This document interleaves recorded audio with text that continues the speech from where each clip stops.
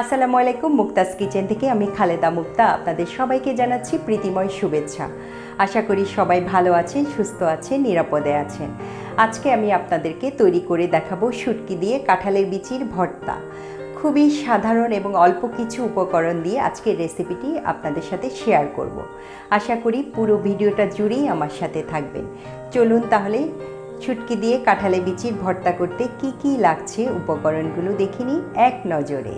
শুটকি দিয়ে কাঁঠালের বিচি ভর্তা করার জন্য এখানে আমি কাঁঠালের বিচি নিয়েছি 35 থেকে 40টার মতো, চাপা শুটকি আছে 5-6টি, তারপরে বড় একটা রসুন আছে, দুটো আছে পেঁয়াজ চাকচাক করে কাটা, তারপরে এখানে আছে শুকনো মরিচ 10টা শুকনো মরিচ আছে। এটা ঝাল কম বেশি আপনাদের পছন্দ মতো কম বেশি ঝাল করে নেবেন, কোনো অসুবিধা নেই।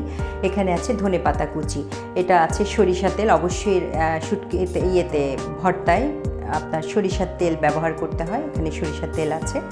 আর এখানে লবণ আছে, স্বাদমতো লবণ দিব। তাহলে মোটামুটি এই লাগছে আজকের রেসিপিতে। চলে যাচ্ছি মূল প্রসেসে। প্রথমে চুলাটাকে ধরিয়ে দিচ্ছি। তারপরে যেটা করব, এটা কাঁঠালের বিচি ভর্তাটা আপনারা দুভাবে করতে পারেন। একটা হলো তেলে, আজকে আমি যেভাবে করে দেখাচ্ছি সেভাবে। আরেকটা হলো কাঁঠালের বিচিটাকে সিদ্ধ করে। হ্যাঁ, তো আমার থেকে তেলে নেওয়াটাই বেশি ভালো লাগে, সেই জন্য আমি তেলে কাঁঠালের বিচি ভর্তা কীভাবে করতে হয় সেটি আজকে তৈরি করে আপনাদেরকে দেখাচ্ছি। তো প্রথমে যেটা করব, আমি কাঁঠালের বিচিটাকে ভালো করে আমি ভেজে নিব, মানে তেলে নিব আর কি। 10 মিনিটের মতো তেলে নিলাম। বিচিটাকে দেখতে পাচ্ছেন যে উপরে এরকম কালো হয়ে গেছে, আর এই একটা ছিলে নিলে কনফার্ম হওয়া যাবে। দেখতে পাচ্ছেন খুব সুন্দর ভাজা হয়েছে। এই পর্যায়ে চুলার আগুনটা অফ করে দিব। দিয়ে আমি এভাবে আমি সবগুলো বিচিগুলোকে, সবগুলো কাঁঠালের বিচি আমি এভাবে খুলে নিচ্ছি। দেখতে পাচ্ছেন এভাবে আমি খুলে নিচ্ছি। বিচিগুলো ছিলে নিলাম, দেখতে পাচ্ছেন এরকম। এখন এটাকে আমি আধা ঘন্টার জন্য পানি দিয়ে ভিজিয়ে রাখবো। হ্যাঁ, তাহলে হবে কি, বাটার সময় খুব ভালোভাবে মানে সফট থাকবে বিচিগুলো, বাটতে সুবিধা হবে। এই জন্য এইভাবে আমি পানি দিয়ে আধা ঘন্টার জন্য ভিজিয়ে রাখবো।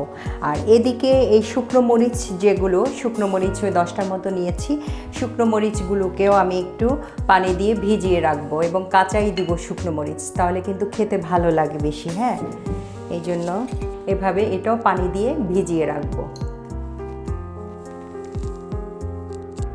চাপা শুটকিটাকে আমি খুব ভালো করে ঠান্ডা পানি দিয়ে ধুয়ে নিয়েছি। চাপা শুটকিটা যদি গরম পানি দিয়ে ধোয়া হয় তাহলে কিছুই পাওয়া যায় না। হ্যাঁ, এই জন্য ঠান্ডা পানি দিয়ে ভালো করে ধুয়ে নিলে হয়, কারণ যেহেতু আমি তেলের মধ্যে একটু ভেজে নিব, সেই জন্য ঠান্ডা পানি দিয়ে ধুয়ে নিলেই হবে। আর এখানে আমি 1 টেবিল চামচের মতো আমি একটু সরিষার তেল দিয়ে নিলাম। এবং এই শুটকি বলেন, ভর্তা, যে কোনো ভর্তাতে সরিষার তেলটাই বেশি ভালো লাগে। হ্যাঁ, এখন এখানে আমি চাপা শুটকিটা দিয়ে নিলাম।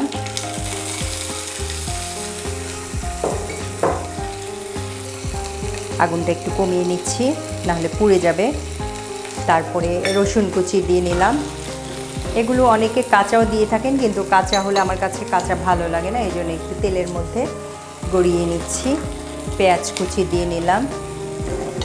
আর এই পেঁয়াজটাকে কিন্তু একটু থেতলে নিব বন্ধুরা, খুব যে পিষে ফেলবো তা না। পেঁয়াজ এবং রসুনটা একটু আস্তে আস্তে থাকবে, তাহলে খাওয়ার সময় মুখে যখন লাগবে খেতে খুব ভালো লাগে। আর লবণটা এই পর্যায়ে দিব না, লবণটা আমি যখন বাটবো তখন বাটার মধ্যে লবণটা দিয়ে নিব। মিনিট 2 মতো ভেজে নিব। পেঁয়াজ আর রসুনটা একটু নরম হওয়া পর্যন্ত ভেজে নেব। চুলার আগুনটা থাকবে একেবারে লো ফ্লেমে, তা না হলে কিন্তু নিচে পুড়ে যাবে। পেঁয়াজ আর রসুনটা নরম হয়ে গেছে। এই পর্যায়ে আমি নামিয়ে ঠান্ডা করে তারপরে একে একে শিলপাটার মধ্যে সবগুলো বেটে নেব। প্রথমে মরিচগুলোকে একটু বেটে নিচ্ছি। মরিচের সাথে একটুখানি লবণ দিয়ে নিলাম। লবণটা স্বাদ মতো আপনারা দিয়ে নেবেন, যার যেরকম স্বাদ সে অনুযায়ী দিবেন।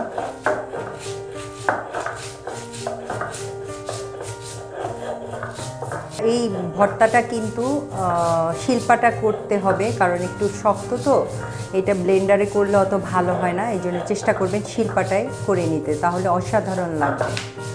ভালো করে পিষে নিতে হবে, একটু পানি দিয়ে নিতে হবে।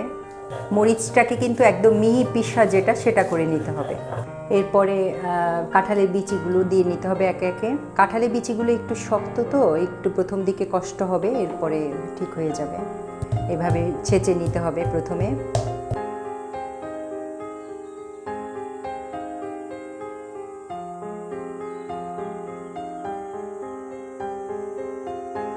ছেঁচে নেওয়া হয়েছে, এখন বেটে নেওয়া হচ্ছে। আশেপাশে কিন্তু অনেক ছিটাবে বন্ধুরা, কোনো অসুবিধা নেই, যেহেতু শক্ত ছেঁচতে গেলে একটু এদিক সেদিক হবেই।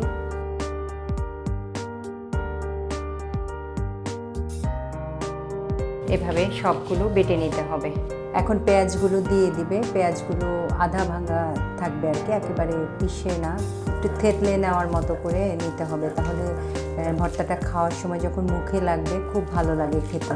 জাস্ট একটা পিষা দিয়ে পেঁয়াজগুলোকে ওটা সবগুলোর সাথে মিশিয়ে নিতে হবে। পরে ধনেপাতা কুচিটাও দিয়ে নিতে হবে। ধনেপাতা কুচি দিয়ে ভালো করে সবগুলো আবার মিশিয়ে নিতে হবে। লবণটাও আপনারা আপনাদের স্বাদ মতো দিয়ে নেবেন। চলে যাচ্ছি পরিবেশনে। বন্ধুরা, তৈরি করে ফেললাম মজাদার ও ইয়াম্মি কাঁঠালের বিচির ভর্তা। দেখলেন তো কত সহজে এবং খুব অল্প কিছু উপকরণ দিয়ে আজকের রেসিপিটি তৈরি করে ফেলেছি। আজকের রেসিপিটি যদি আপনাদের ভালো লেগে থাকে অবশ্যই লাইক কমেন্ট করতে ভুলবেন না, কারণ আপনাদের এক একটা লাইক আমাকে অনেক দূর যাবার স্বপ্ন দেখায়। আর যারা এখনও আমার চ্যানেলটি সাবস্ক্রাইব করেননি, সাবস্ক্রাইব করে আমার পাশে থাকার অনুরোধ থাকলো।